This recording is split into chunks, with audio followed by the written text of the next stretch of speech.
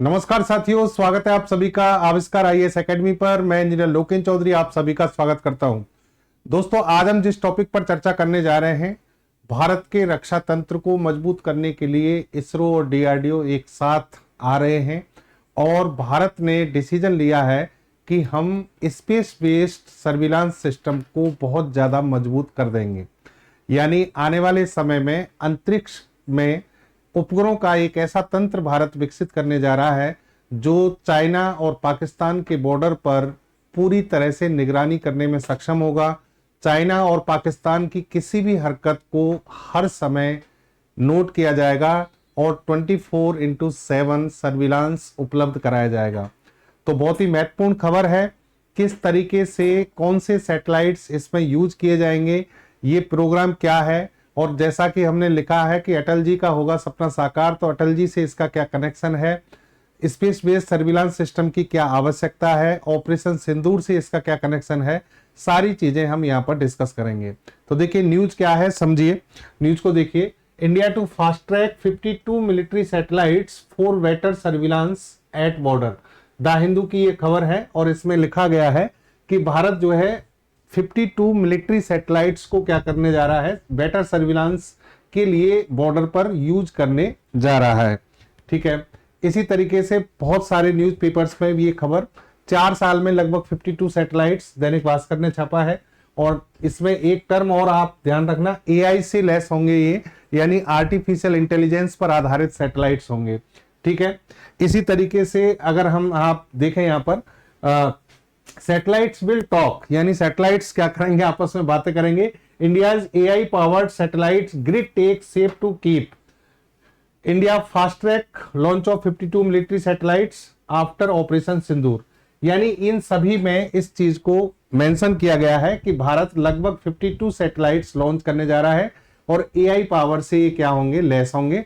और ये हमारी जो मिलिट्री है और मिलिटेंट्स की तरफ से जो चीजें हरकतें होती हैं उन सब पर क्या करेगी, ये नजर रखेगी और भारत की जो सुरक्षा है उस तंत्र को किस प्रकार मजबूत करेगी, उस पर यहां फोकस किया गया है।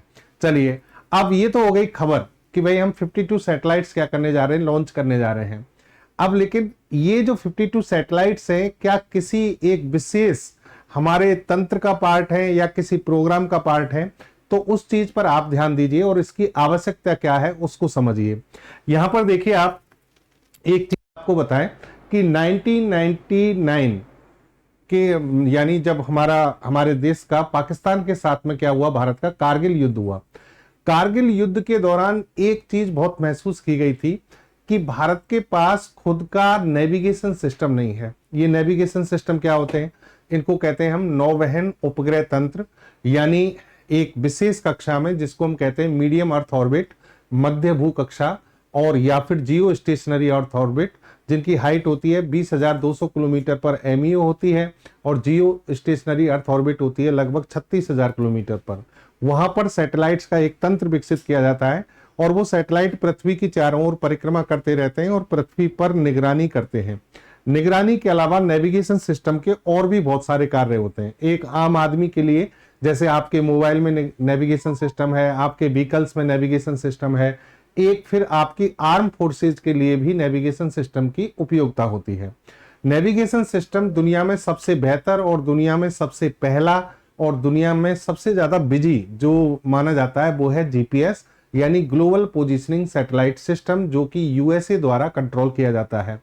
कारगिल युद्ध के दौरान यहां पर आप देखेंगे कि जो पाकिस्तान के जो सैनिक थे, पाकिस्तान के सैनिक, यहां पर देखिए ये उस समय की टाइम्स ऑफ इंडिया की खबर है। When Pakistan troops took position in Kargil in 1999, one of the first thing Indian military sought was GPS data for region. The shape-based navigation system maintained by the US government would have provided vital information, but US denied. यानी उस समय कारगिल युद्ध के समय पाकिस्तान के सैनिकों की जो स्ट्रेटेजिक लोकेशन थी वो बड़ी इंपॉर्टेंट थी, वो बहुत ज्यादा हाइट पर थे और हमारी जो सेना थी वो कम ऊंचाई पर थी। उस समय अगर हमें पाकिस्तान के सैनिकों की लोकेशन पता करनी है, स्थिति पता करनी है, तो उसमें जीपीएस सिस्टम बड़ा रोल अदा कर सकता था। यानी जो जीपीएस के जो सैटेलाइट थे वो उनकी लोकेशन को बता सकते थे। लेकिन अमेरिका ने ऐसा करने से मना कर दिया, क्योंकि अमेरिका का दोगलापन हमेशा सामने आता है, उस समय भी सामने आया। और कहीं ना कहीं अमेरिका ये चाहता है कि भारत डोमिनेट ना करे और वो पीछे से पाकिस्तान को सपोर्ट करता रहता है। अभी उसके हालात ऐसे हैं कि कई मामलों में भारत का वो पक्ष लेता है, लेकिन वो ऐसा लगता है जैसे मजबूरी में ले रहा है, लेकिन उसका जो दिल है, जो अंदर से वो चाहता है, वो वास्तव में पाकिस्तान को क्या करता है, कहीं ना कहीं से सपोर्ट करता है। तो कारगिल युद्ध के दौरान भी ऐसा हुआ था। उस समय हमारे प्राइम मिनिस्टर थे अटल जी। अटल जी ने कारगिल युद्ध के तुरंत बाद इसमें टेक्निकल रूप से, तकनीकी रूप से हम कितने कहां पर सक्षम हो सकते हैं, इन चीजों को ध्यान में रखा। और फिर अपनी मीटिंग्स बुलाई गई, इसरो डीआरडीओ के जो चीफ हैं उनसे सलाह ली गई और कहा गया कि भाई इस पर काम शुरू किया जाए। अच्छा, अब इस पर काम शुरू करना था, तो काम शुरू करने के लिए देखिए मैं आपको बताता हूं कि क्या क्या कर सकते थे हम। अगर आपको सर्विलांस सिस्टम यानी भारत के निगरानी तंत्र को बढ़ाना है, भारत की जो सीमाएं हैं उन पर सुरक्षा को बढ़ाना है, तो उसके दो तरीके हैं। एक तो है साहब नेविगेशन सैटेलाइट सिस्टम डेवलप कर दो, यानी आप नौवहन उपग्रह तंत्र डेवलप कर दो। ठीक है, जैसे कि अमेरिका ने जीपीएस बना रखा है, ठीक है, ये 1995 से चल रहा है। ऐसे ही रसिया ने अपना खुद का बना लिया ग्लोनास। ये दोनों वैश्विक स्तर पर काम करने वाले नेविगेशन सिस्टम हैं। इसी तरीके से यूरोपियन स्पेस एजेंसी ने गैलीलियो के नाम से बना रखा है। चाइना जो है ये एक क्षेत्रीय नौवहन उपग्रह तंत्र संचालित करता है जिसका नाम है बीड्यू, और अब इसने किस में कन्वर्ट कर लिया है, वैश्विक स्तर पर, यानी जिसकी रेंज ग्लोबल लेवल पर है, जिसका नाम है कंपास। तो जब चाइना ये डेवलप कर चुका है, और ऑपरेशन सिंदूर के दौरान आपने देखा होगा कि चाइना ने बहुत ज्यादा इंपोर्टेंट इंफॉर्मेशन पाकिस्तान को प्रोवाइड कराई थी भारत के खिलाफ।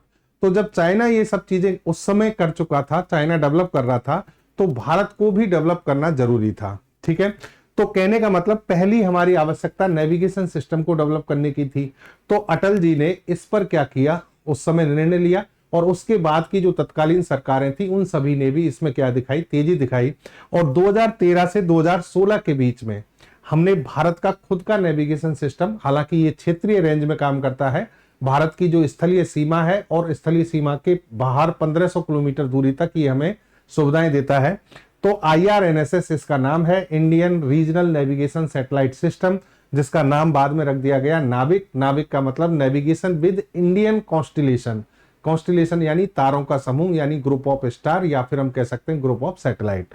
तो हमारा IRNSS हमने डेवलप कर लिया, और ये अब हमारी जो आर्म फोर्सेज है उनको नेविगेशन की सुविधाएं उपलब्ध करा भी रहा है, यानी जरूरी सूचनाएं ये दे रहा है। चलिए, एक पार्ट तो ये हो गया।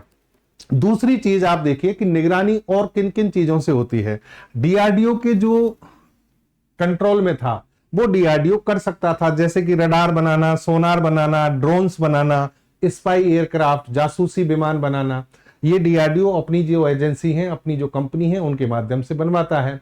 लेकिन जो निगरानी का सबसे बेहतर तरीका है वो होता है सैटेलाइट, क्योंकि सैटेलाइट पृथ्वी से 500-600 किलोमीटर, 20,000 किलोमीटर, और फिर सबसे लास्ट में 36,000 kilometre HEO high earth orbit में परिक्रमा करते हैं। जितनी ऊपर से सैटेलाइट रेडिएशन के माध्यम, जितना ऊपर होगा और रेडिएशन की रेंज होगी, तो उतने ही अच्छा कवरेज पृथ्वी पर वो देता है। यानी 36,000 किलोमीटर से पृथ्वी के लगभग 1/3 हिस्से को एक सैटेलाइट कवर कर लेता है, यानी पूरी 3 सैटेलाइट पूरे संचार तंत्र पूरी पृथ्वी पर बना देते हैं। तो सोचिए कि रडार की रेंज कितनी सी होगी। अगर पृथ्वी की बात हो रही है, कम रेंज की बात हो रही है, तो रडार, सोनार या फिर ड्रोन वगैरह काम करेंगे। लेकिन जब पूरी पृथ्वी की बात हो, बड़े भौगोलिक क्षेत्र पर निगरानी करनी हो, तो वहां सैटेलाइट का कोई विकल्प नहीं होता है। तो नेविगेशन सिस्टम के अलावा आपको कुछ ऐसे विशेष सैटेलाइट का तंत्र भी डेवलप करना था जो सिर्फ और सिर्फ जासूसी के काम करते हो, निगरानी का काम करते हो, और वो सेंसिटिव सूचनाएं आपको उपलब्ध करा सकें जो दुश्मन के द्वारा कोई ना कोई मान लो हरकत की जा रही है और भारतीय सेना के लिए इंपॉर्टेंस रखती हैं। तो इसके लिए हमने निर्णय लिया कि हम space based surveillance system develop करेंगे, अंतरिक्ष आधारित निगरानी तंत्र विकसित करेंगे।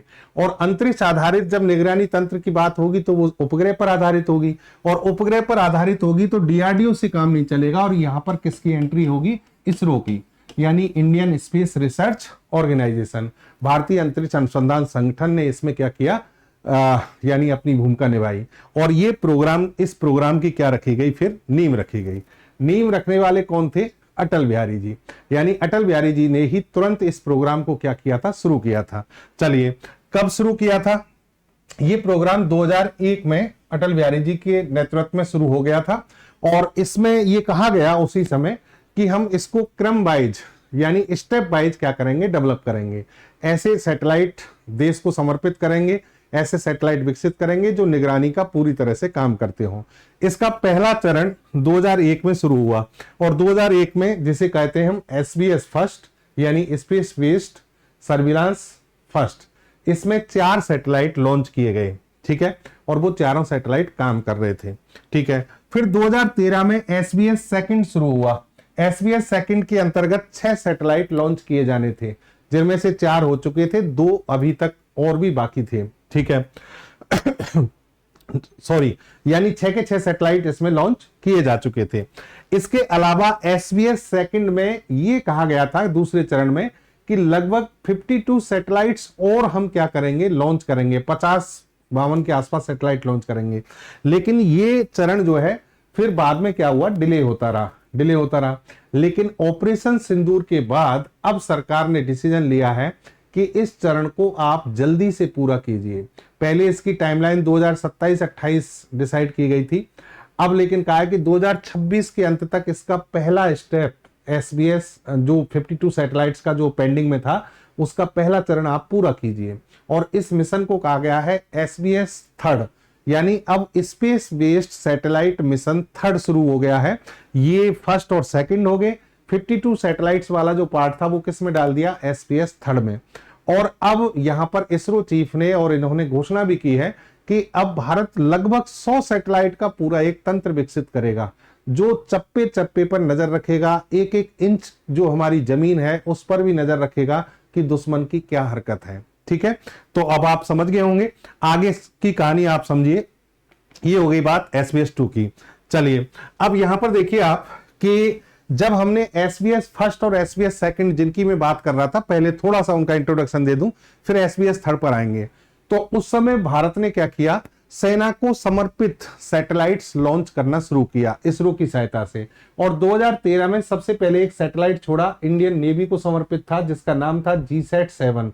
GSAT-7 भारत का पहला सैटेलाइट है जो सिर्फ और सिर्फ भारतीय सेना के लिए सूचनाएं देने के लिए लॉन्च किया गया था। ये इंडियन नेवी को समर्पित था और इसे रुक्मणी नाम दिया गया था। क्या दिया गया था? रुक्मणी नाम। ठीक है, लगभग 5 साल बाद 2018 में इसी सीरीज का अगला सैटेलाइट आता है जिसका नाम है GSAT-7A। GSAT-7A जिसे एंग्री बर्ड सैटेलाइट भी कहते हैं, ये भारत की एयरफोर्स के लिए समर्पित है, यानी एयरफोर्स को सूचनाएं उपलब्ध कराता है। इसी क्रम में एक और सैटेलाइट है जिसका नाम है GSAT-7। ठीक है, GSAT-7 इसके अगली सीरीज में ये 2026 तक लॉन्च किया जाएगा और ये भारत की जो आर्मी है उसके लिए समर्पित है।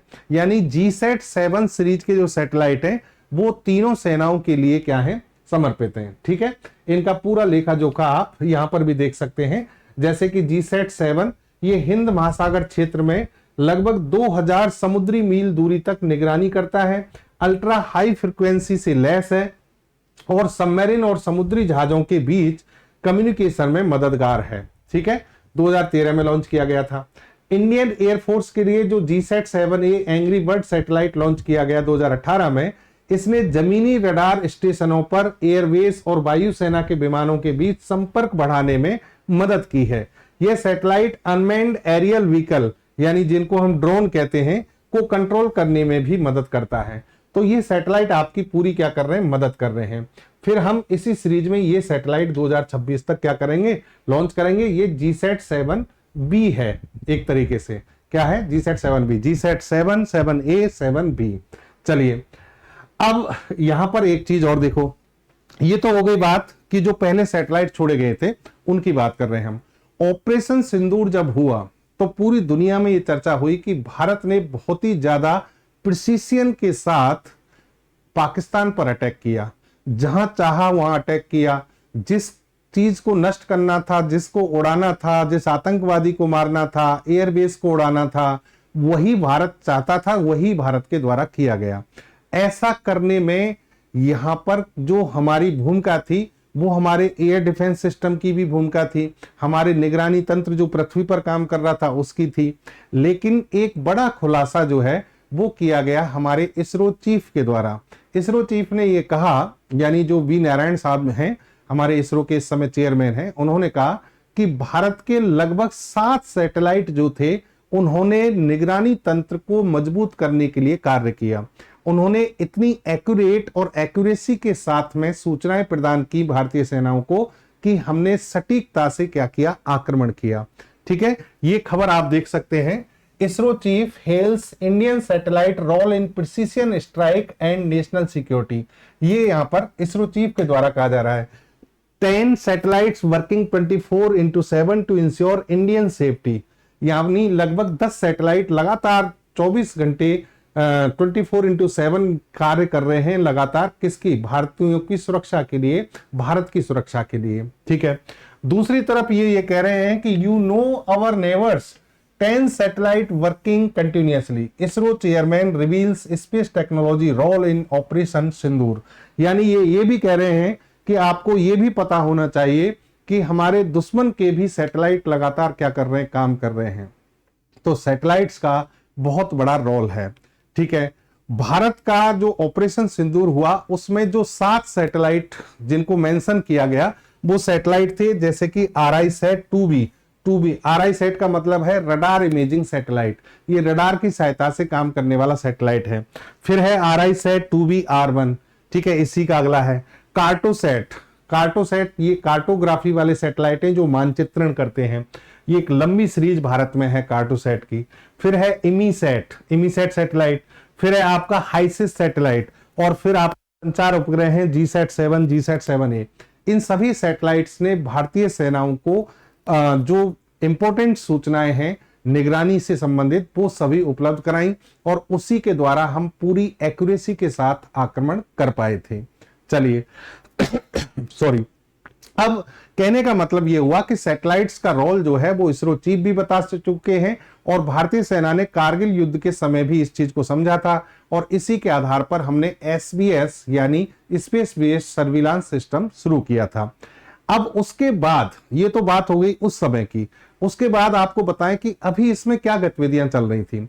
एक्चुअल में यहां पर आप देखिए, स्पेस बेस्ड सर्विलांस सिस्टम जो है, इस प्रोग्राम को आगे ले जाने के लिए हमने नेशनल सिक्योरिटी काउंसिल सेक्रेटरीट और डिफेंस स्पेस एजेंसी DSA, इस DSA का रोल बड़ा है। इसको पूरी जिम्मेदारी दी गई है कि आप DRDO, इसरो और भारतीय सेनाओं के बीच में इंटीग्रेशन करें, और भारत की जो स्पेस पर आधारित जो निगरानी तंत्र विकसित हो सकता है, भारत की जो सुरक्षा मजबूत की जा सकती है, उस पर कंट्रोल करें। यानी ये सारा काम कंट्रोल का कौन कर रहा है, DSA कर रहा है। ठीक है, अच्छा, DSA 2019 से इस पर क्या है, कार्यरत है, और जैसा कि मैंने कहा इसरो, DRDO और आर्म फोर्सेज इन सभी के बीच में क्या करता है, कोऑर्डिनेशन करता है। इन्होंने घोषणा की है कि हम अगले 7 से 8 सालों में 100 मिलिट्री सैटेलाइट्स लॉन्च करेंगे। कितने सैटेलाइट, 100 मिलिट्री सैटेलाइट, और ये लो अर्थ ऑर्बिट में होंगे। लो अर्थ ऑर्बिट जो हमारी होती है लगभग, ये मान के चलिए 500 से 2000 किलोमीटर तक मान सकते हैं, 2000 किलोमीटर तक, और जियो स्टेशनरी ऑर्बिट जो होती है वो लगभग 36,000 किलोमीटर के आसपास होती है।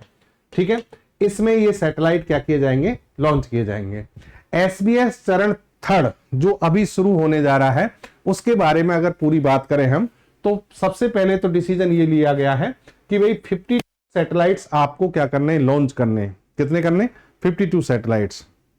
चलिए, अब वो 52 सैटेलाइट्स कैसे कैसे लॉन्च होंगे वो आपको बता दें कि यहां पर 21 सैटेलाइट तो ऐसे होंगे जिनको इसरो और फ्रांस दोनों मिलकर बनाएंगे।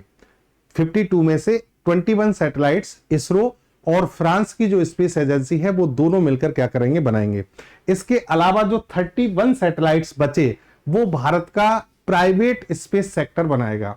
यानी इसमें हमने भारत की जो प्राइवेट स्पेस कंपनीज हैं जिनको भारत ने हाल ही में मान्यता दी है, वो सब इसमें क्या करेंगी, योगदान करेंगी। ठीक है, और 2027-28 तक इसे लॉन्च करने की पहले क्या थी, उम्मीद थी, लेकिन अब इसको क्या किया गया है, प्रीपोन्ड किया गया है, आगे लाया गया है कि भाई सेंसिटिव मामला है, खतरा लगातार बढ़ता जा रहा है, तो 2026 के अंत तक इसको क्या करो, शुरू कर दो।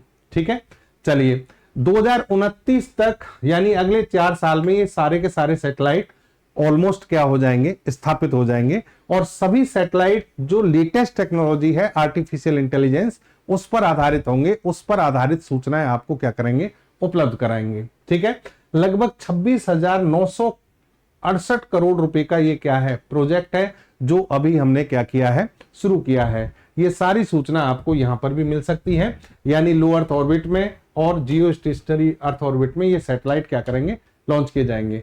ठीक है, इंडो पैसिफिक ओशियन और सीमा पर दुश्मनों के मूवमेंट पर नजर होगी, यानी भारत का जो हिंद प्रशांत महासागर वाला जो क्षेत्र है वो पूरा, और भारत की जो चाइना के साथ एलएसी लगती है, इधर एलओसी, इन सभी पर हम क्या करेंगे, निगरानी करेंगे। इस पर ये पूरी तरह से क्या होगी, निगरानी रह पाएगी।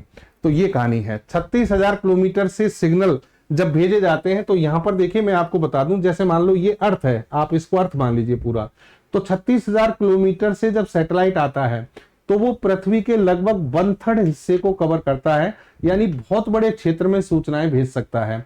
ऐसा ही एक और सैटेलाइट भेज दें तो ये अगले 1/3 हिस्से को, एक और सैटेलाइट यहां से भेज दें ये अगले 1/3 को, तो यानी 3 सैटेलाइट पूरी पृथ्वी पर सूचनाएं भेजने में सक्षम हो जाते हैं। प्राइवेट सेक्टर को यहां पर हमने पहली बार क्या किया है, मान्यताएं दी हैं। प्राइवेट सेक्टर का इन्वॉल्वमेंट ज्यादा से ज्यादा बढ़ाया जा रहा है, और उसका कारण यही है कि इतना सारा बजट भारत सरकार अकेले इस पर फोकस नहीं कर सकती, इस पर नहीं लगा सकती। प्राइवेट सेक्टर को जितना लाया जाएगा उतना ही ये सारे कार्य, क्योंकि भारी भरकम है, बहुत ज्यादा इनमें बजट लगता है, और देश की सुरक्षा के लिए, देश के सूचना तंत्र को विकसित करने के लिए ये बहुत आवश्यक है, तो इसका इन्वॉल्वमेंट क्या किया है, बढ़ाया गया है। और स्पेस एजेंसी, या फिर मैं कहूं स्पेस का जो मार्केट है, अंतरिक्ष टेक्नोलॉजी का जो मार्केट है, वो लगातार बढ़ता जा रहा है, और भारत चाहता है कि हमारा इन्वॉल्वमेंट उसमें क्या हो, लगातार बढ़े। इसलिए हम प्राइवेट सेक्टर को लगातार क्या कर रहे हैं, इसमें इन्वॉल्व करते जा रहे हैं। ठीक है, की पॉइंट्स इसके सारे ये हैं। जैसे कि एक इसका उदाहरण आप देख सकते हैं, हमने भारत की जैसे कई अंतरिक्ष एजेंसी स्पेस प्राइवेट सेक्टर की जो कंपनीज हैं उनको मान्यता दी है, जैसे कि स्काई रूट है, स्काई रूट काम कर रही है। ठीक है, वैसे ही एक कंपनी है TASL, स्काई रूट वगैरह इन्होंने तो लॉन्च व्हीकल बनाए हैं। ये TASL जो है, टाटा एडवांस सिस्टम लिमिटेड, इसके द्वारा भारत का पहला प्राइवेट सैटेलाइट बनाया गया है। मतलब ये एक ऐसी प्राइवेट कंपनी जो सैटेलाइट्स बनाकर क्या कर चुकी है, अपना प्रदर्शन कर चुकी है। इसके द्वारा एक सैटेलाइट बनाया गया जिसका नाम था TSAT-1A।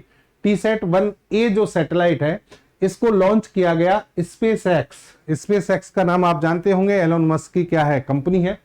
फाल्कन 9 इसका रॉकेट है, उस रॉकेट के द्वारा इसको क्या किया गया था, इस सैटेलाइट को लॉन्च किया गया था। एक प्रोजेक्ट है जिसका नाम है वेडवागोन, और इस मिशन के तहत इस सैटेलाइट को केनेडी स्पेस सेंटर जो कि यूएसए का है, 7 अप्रैल 2024 को लॉन्च किया गया था। यानी भारत दस्तक दे चुका है, भारत का प्राइवेट सेक्टर स्पेस टेक्नोलॉजी में दस्तक दे चुका है। ठीक है, यहां पर जो विशेषज्ञ हैं, इसरो चीफ हैं, उन सभी ने ये कहा है कि हमें किन किन चीजों की आवश्यकता है, सैटेलाइट तंत्र की आवश्यकता क्यों है, क्योंकि हमें लाइन ऑफ एक्चुअल कंट्रोल और लाइन ऑफ कंट्रोल यानी LOC और LAC, इन पर बहुत ज्यादा सेंसिटिविटी के साथ में निगरानी रखना जरूरी है, बहुत ज्यादा गंभीरता के साथ में यहां पर निगरानी रखना जरूरी है। चाइना की हरकतें छुपी हुई होती हैं, कभी भी वो हमें धोखा दे सकता है, और पाकिस्तान तो लगातार कर ही रहा है। तो ऐसा करने के लिए ये तंत्र बहुत ज्यादा आवश्यक है। दूसरा, आपको इंडो पैसिफिक जो रीजन है, यानी हिंद महासागर और हिंद प्रशांत महासागर वाला जो क्षेत्र है, समुद्री क्षेत्र हमारा, उसमें हमें चाइना की जो गतिविधियां हैं, पाकिस्तान की गतिविधियां बहुत ज्यादा मायने नहीं रखती इसमें, लेकिन चाइना की जो पनडुब्बियां हैं, जो जासूसी जहाज हैं, उन पर निगरानी रखना बहुत जरूरी है। तो उसमें भी ये क्या करेगा, हेल्प करेंगे। इसके अलावा डिसास्टर मैनेजमेंट, आपके मौसम का पूर्वानुमान, मीटियोलॉजिकल एक्टिविटीज, पर्यावरण निगरानी, इन सभी के लिए भी क्या है, ये सैटेलाइट बहुत ज्यादा फायदेमंद होंगे। आने वाले समय में बहुत सारे ऐसे सैटेलाइट्स हैं जो इस क्षेत्र में काम करेंगे, जिनमें बहुत सारे अच्छे तकनीकी उपकरण लगाए गए हैं, जैसे कि अर्थ ऑब्जर्वेशन सैटेलाइट्स की हमारी एक पूरी सीरीज चल रही है, ठीक है। ओशियन सैट जो समुद्र की निगरानी करते हैं, ये GI सैट, ये सैटेलाइट हैं। इसके अलावा मीटियोलॉजिकल ऑब्जर्वेशन के सैटेलाइट्स हैं, ठीक है। ये सब सैटेलाइट जितने भी हैं, ये सब आने वाले समय में और ज्यादा फ्रिक्वेंसी से लॉन्च किए जाने हैं। एक विमान है जिसका नाम है HAPS।